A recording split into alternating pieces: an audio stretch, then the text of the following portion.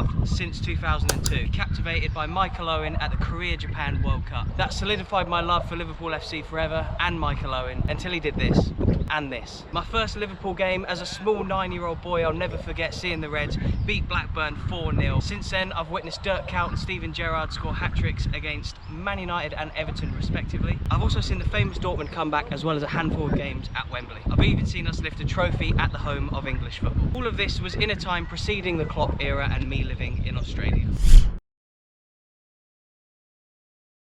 But first, Goodison Park. Club legend Dixie Dean, almost 400 goals for Everton. The home of Everton FC, and in 2002 Everton became the first club to appear in 100 seasons of the English top flight.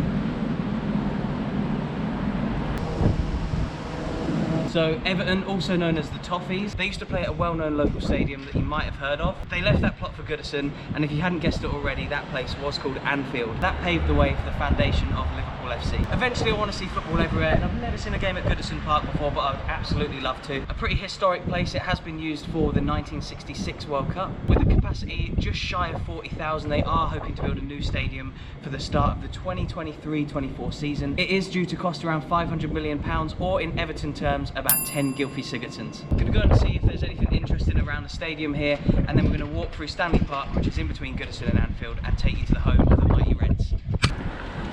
Here we are, coming up to the Holy Trinity, famous statue outside of Goodison.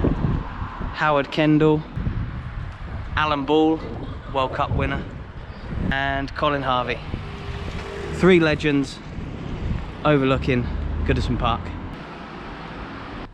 A city divided by red and blue by the football, and all around the stadium there's pictures of all the legends and great moments of the club all throughout the years.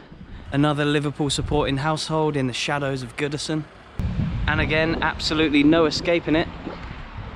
There's three houses right outside Goodison celebrating the Reds' success. Duncan Ferguson lifting the FA Cup, Andy Gray lifting the European Cup Winners' Cup, the Holy Trinity, who we just saw around the corner, inspiring league success, as well as what I was mentioning earlier about Goodison hosting games at the 1966 World Cup.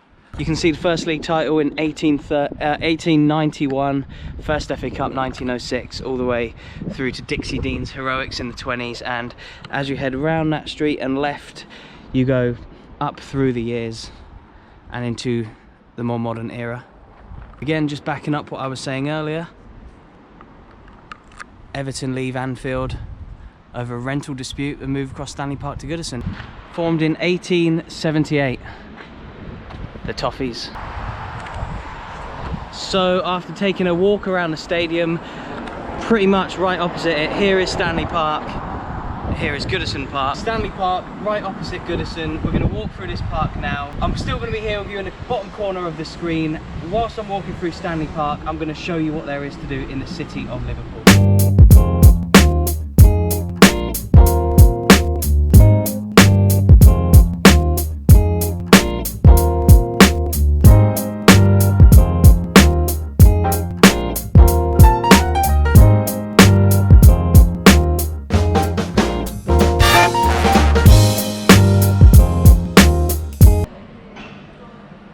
Cavern Club in 1961, a band of local lads came and played here.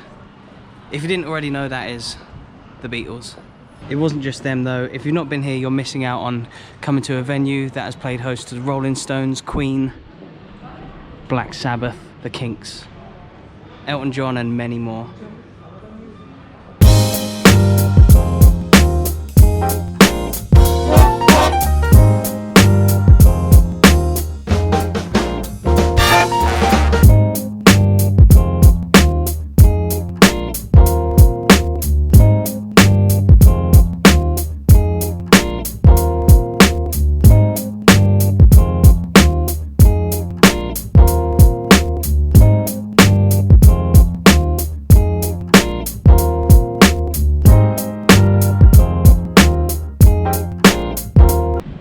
Liver building here, one of the main sites that you want to see in the city centre of Liverpool.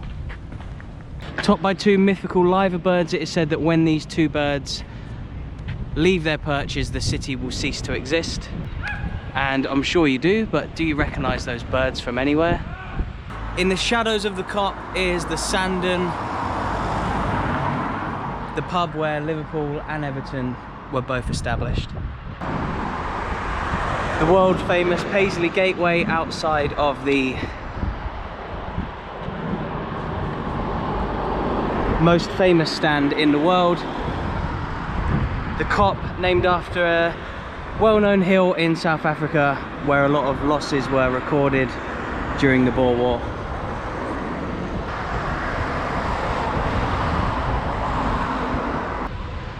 Bill Shankly, again outside the Kop, the father of LFC, and made them what they are today.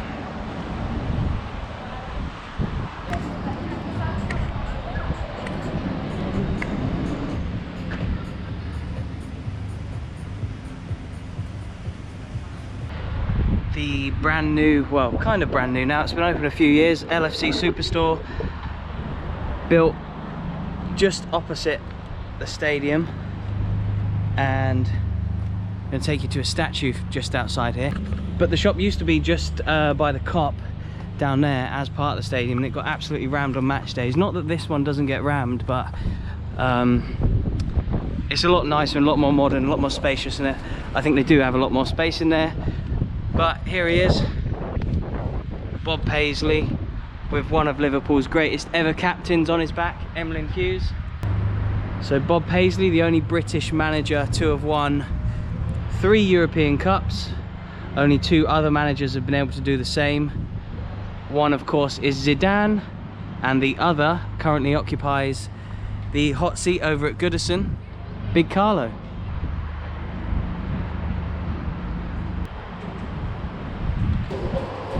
So as you can see, a few levels, absolutely massive, absolutely huge, and a massive improvement on the old club shop.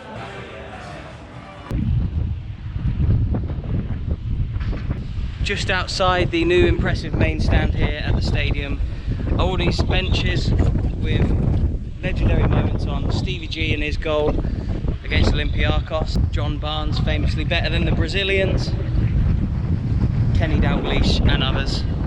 Anfield would always take your breath away regardless, but if you had been here before, you can see the massive improvement made with this new main stand. Opened in about 2016, it now dominates the skyline here and has dragged Anfield into the 21st century.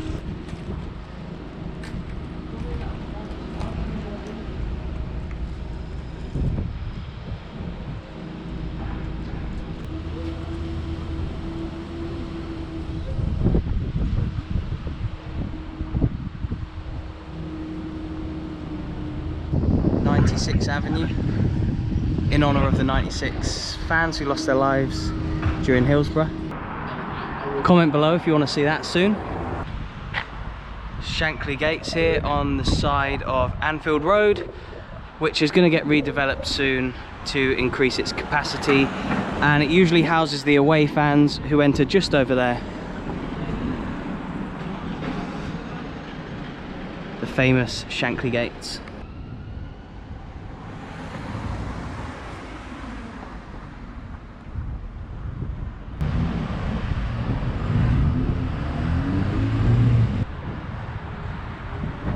So Anfield, hopefully going to be reopened soon. I'm hoping that the stadium tours are open over there. I can come and do one of them soon. Another video is about to appear here, so click on that if you want to continue watching, and subscribe down here. Thanks very much for watching, and I'll see you in the next one.